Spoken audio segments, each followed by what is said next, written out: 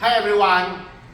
First in Cebu, Toyota LC300 with JAOS body kit.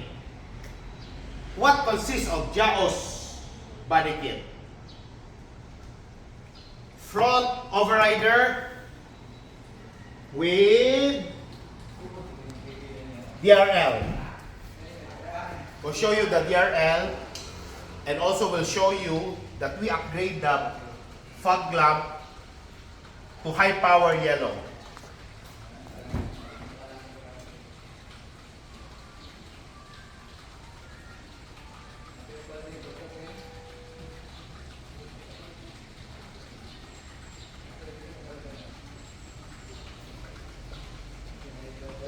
DRL,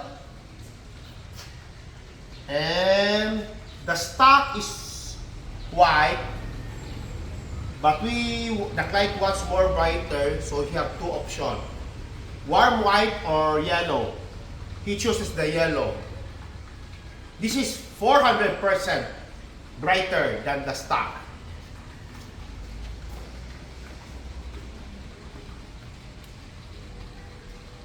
Sorry. And also we changed the horn. PIAA base horn and PIAA sports horn. Okay. Let's continue. What with the JAOS? Front diffuser, over fender,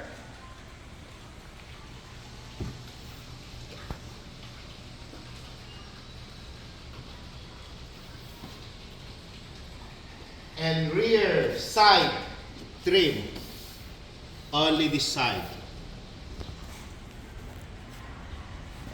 Here.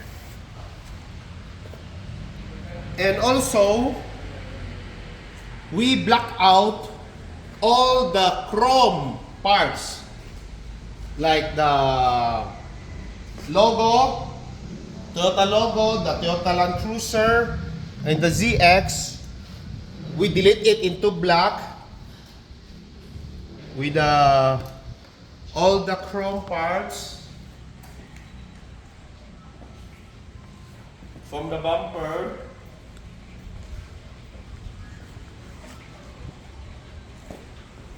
All the moldings, the door moldings, from chrome to black, and the side mirror cover also. And also, the origin of this door handle is pearl white with chrome. We just body color it. And for the interior, you only use the best heat rejection to protect the vehicle's interior. He chooses the BF Film Ceramic Supreme Plus Series. This is the super dark from the side. Front is medium.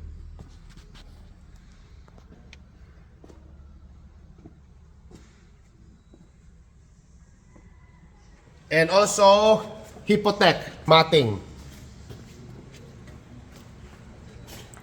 For more protection also, he installed DASHCAM. Not an typical your ordinary DASHCAM. We use the best of the best. VANTRUE NEXUS 5 DASHCAM. This is a 4-channel DASHCAM. Consists of the, I'll show you,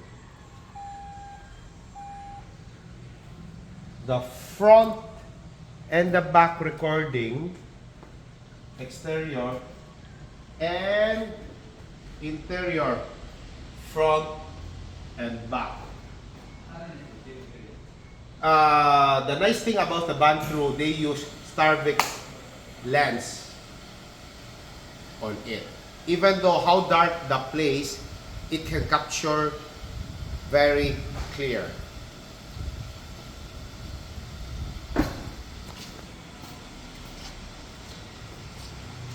Even the grill, we black out everything.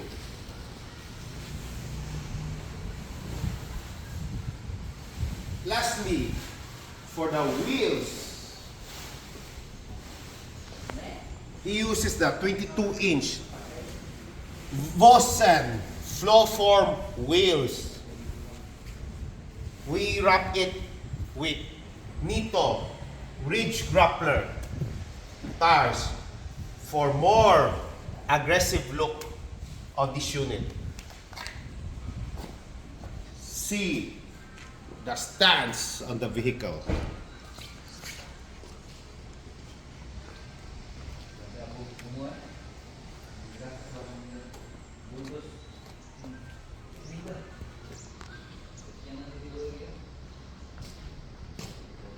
I believe this is the first JAOS setup in Cebu right now.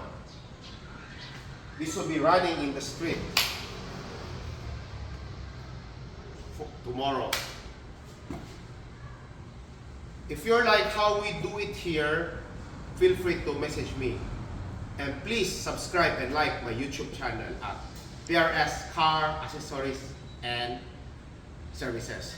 No to fake upgrades, guys. Bye!